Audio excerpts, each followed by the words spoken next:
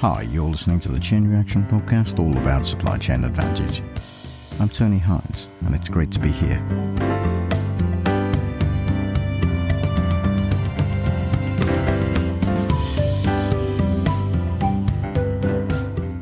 Now, when we get to the start of a new year, people make all kinds of promises to themselves about what they're going to do in the year ahead. But if there's one thing you need to think about carefully, it's yourself and your career, and how you're going to plan and develop that career. And so today's episode is all about personal development and what you can do yourself to make sure that you get the right sort of personal development to develop the career that you want. So for example, in supply chain management, you'll need to develop all kinds of skills that will help you develop that career to get you the right kind of job and the right kind of experience, which is more important than the job itself. So gaining the right kind of experience is essential.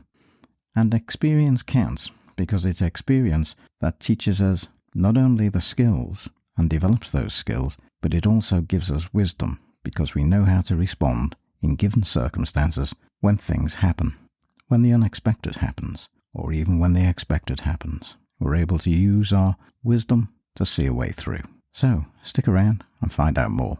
So let's take a look. When we talk about management skills, what are management skills? Well, people describe them as a collection of abilities, and abilities which develop capabilities would be my definition.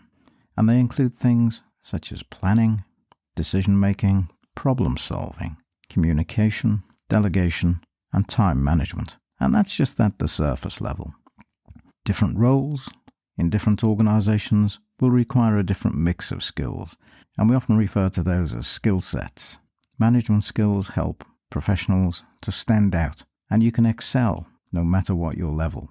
And if you've got management skills that are appropriate in the setting in which you're working, the role you have, you'll be noticed by others. There's no doubt about that. And if those skills are valuable, the company will want to retain you, and they may even want to promote you.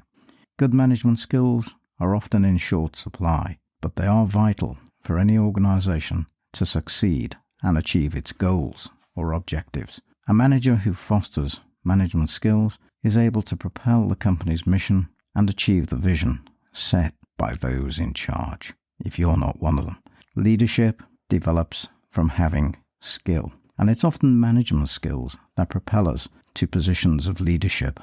We need to be able to plan. We need interpersonal skills to persuade people to do things in the right way, or things we want them to do when they don't look so attractive. Management skills are needed in every position, whether you're a supervisor, a manager, a senior manager, or at board level. You'll need management skills. So there's something for everybody in today's program, and if you're a student looking to build a career, this episode will be particularly important for you to think about the skills that you can develop and how you can develop them during your early career. And of course, if you're a middle manager, there may be skills that you listen to on this program today and think, I need to do more to improve those skills. And if you're a senior manager, it could be the same for you. And if you're on the board, presumably you have some management skills, or you probably wouldn't be there, but it might be a nice refresher to think about these things so that you can develop the talent that you have inside the organization. So, let's get started. Well, you might wonder where the terminologies come from, and they come from ancient philosophers. When we think about the techne, that was really all about Aristotle's approach to life. And when we talk about idealism, that was Plato's approach, and they were thought processes. And managers need to possess both. Managers will have thinking capabilities, and they will also have some technical skills. And both are important to develop yourself in the roles that you have. I've worked with many managers over the years to help them develop their personal skill sets.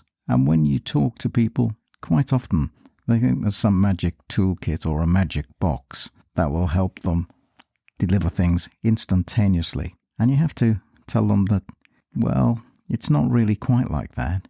There isn't any magic skill set as such, but there are skill sets that you can learn and develop through practice, through experience, and they will serve you well when faced with the challenges that you meet in your everyday job or role. And so, first of all, let's start where they probably begin.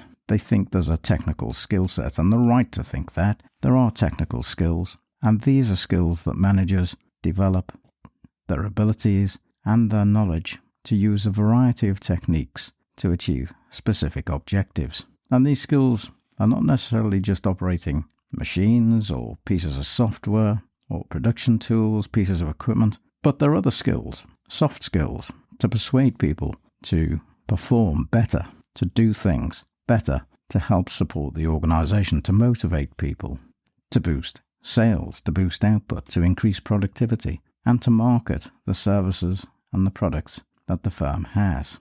Those are all technical skills. Finance, budgeting is a technical skill, and those are the sort of skills that we would refer to as technical skills to improve performance. And they come, as we said, from the ancient philosopher Aristotle, this idea of a technical skill set. The conceptual skills come from Plato in a sense, because these are skills that managers develop to think in an abstract way, to formulate ideas, to conceptualize about what's happening, to understand. And the manager is able to see the big picture, the entire totality of a concept, to analyze, to diagnose a problem, and to find creative solutions. And this is how managers become effective. And they often will have shortcuts, what academics might call heuristics, shortcuts to a solution. And those shortcuts don't just come instantly. They're developed through time, through experience, and through use. Daniel Kahneman talked about thinking fast, thinking slow.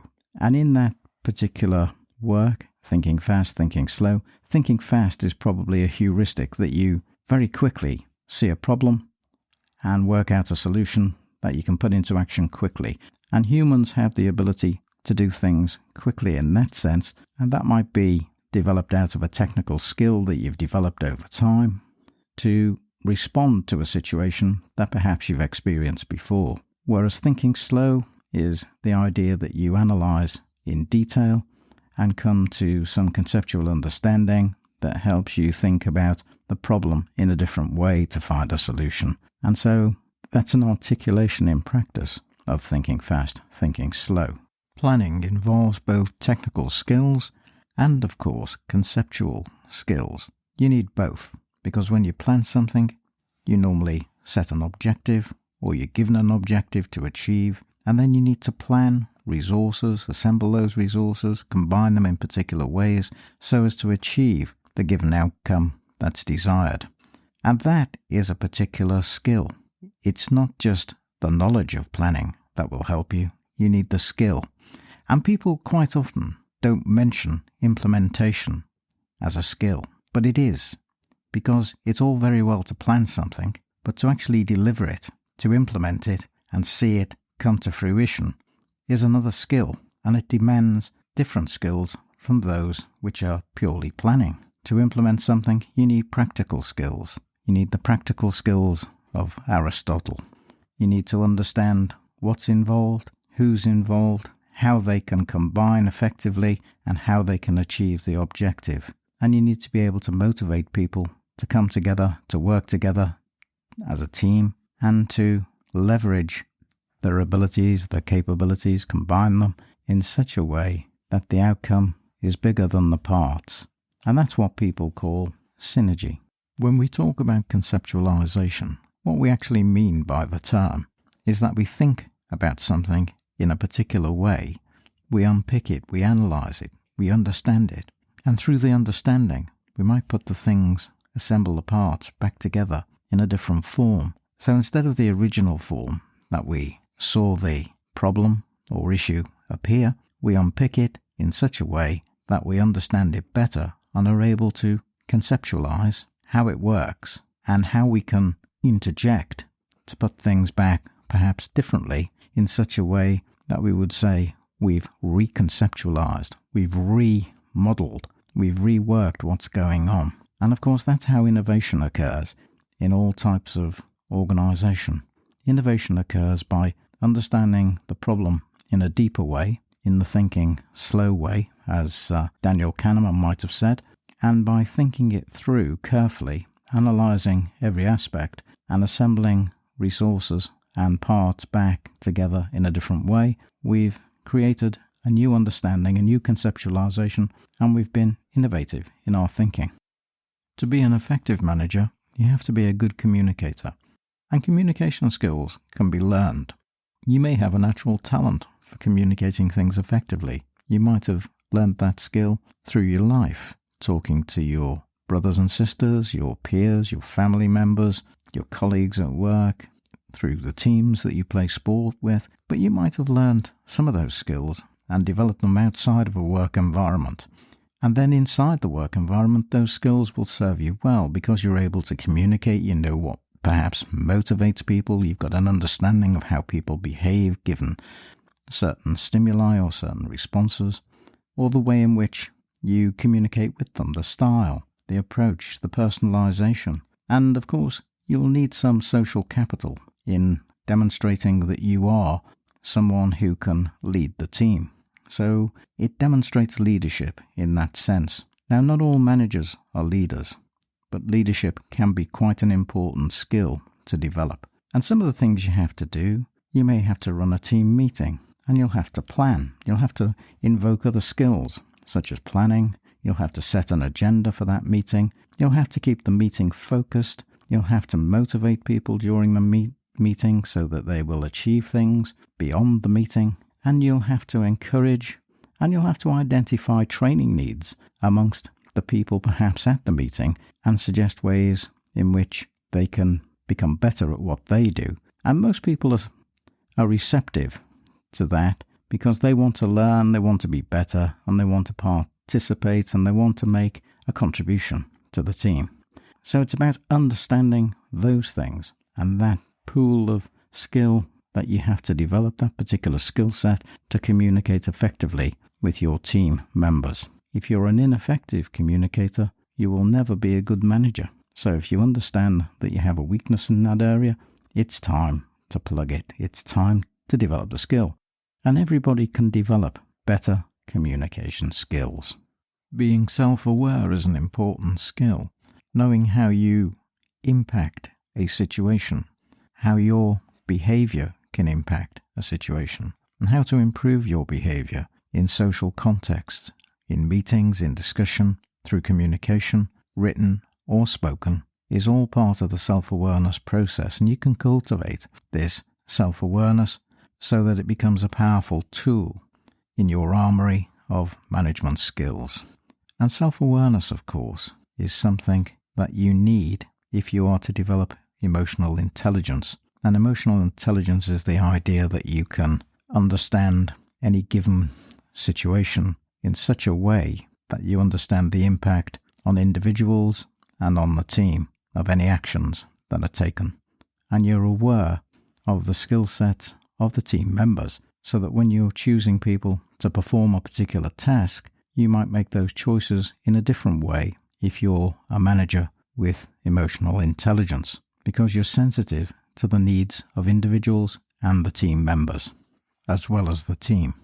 Now, if you think about self-awareness, it's also an essential skill to avoid prejudice. So to take things on their merits, to see things in a way that's not prejudicial, and that enables you to work more effectively with a variety of team members who may bring different skills to the party but may not necessarily behave or act in such ways that you yourself might act or would value. But nevertheless, the diversity in approach might be very rewarding if it can be cultivated in a good manner without prejudice.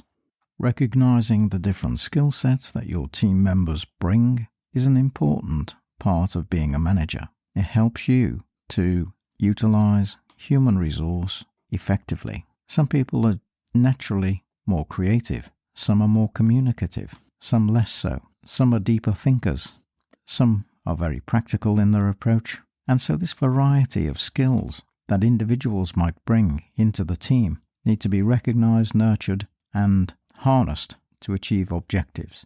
Meetings with team members are all part of the process, and you want those members to feel that they can speak at those meetings and contribute to the development of ideas. So you'd encourage them to do that in a public meeting.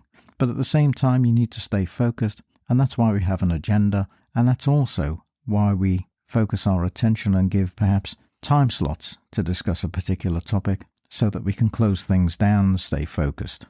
And if everybody understands how those meetings are run, the meeting will be more effective. So having effective meetings and having an environment in which those effective meetings take place, which everybody understands, is essential.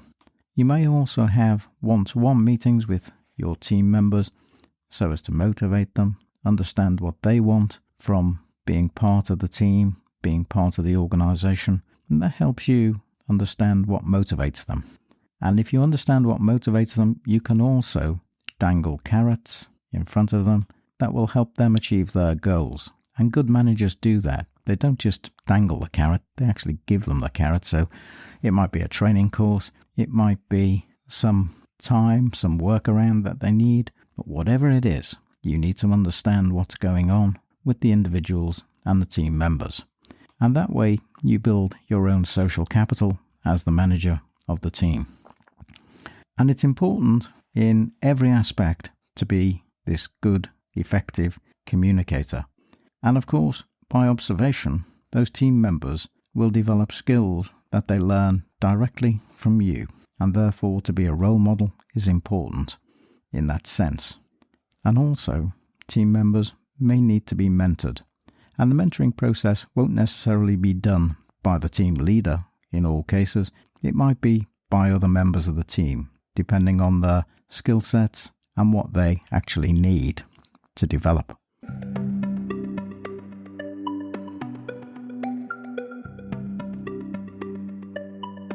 Management is best described neither as a science nor art, but rather as social science, which is somewhat different, as I will explain.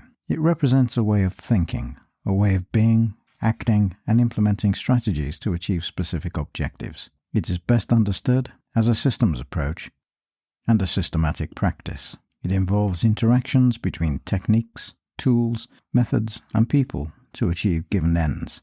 It requires skills developed through knowledge and experience in the context of managing organizations. Moral and ethical philosophies appear to guide human behavior, with codes lighting the way, shaping those behaviors. Managing as a way of being and doing management needs also to be moral and ethical if trust is to exist within the broader economic system. While doing things right may be the clear province of efficiency, doing the right things is the province of ethics and morality.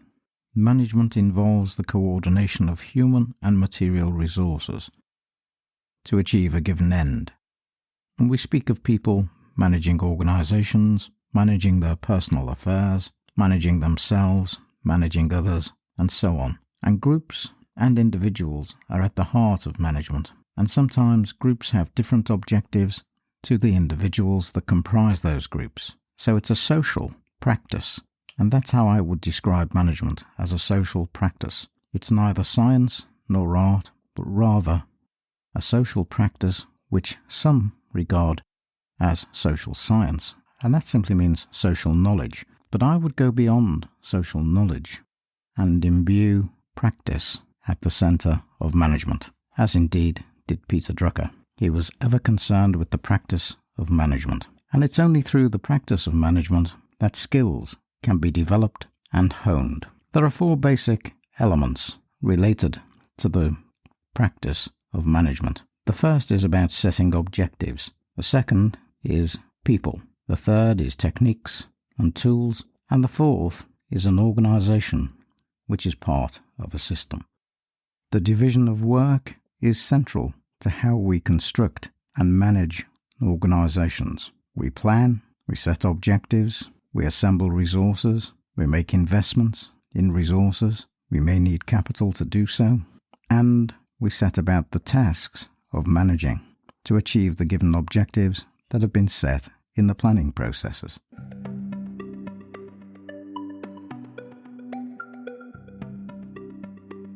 In the next episode of Managing, I'm going to talk about some of the early writers that focused their attention to what management ought to be. It's a normative study of management through the writing. And I'm going to explore those early writers to see how that shaped modern management in the digital age. So join me next time to find out more about management and managing.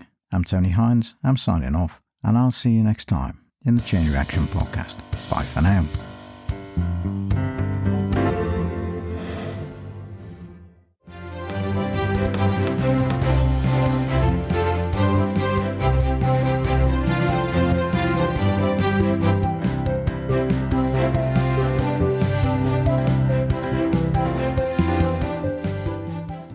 The Chain Reaction Podcast was written, presented and produced by Tony Hines.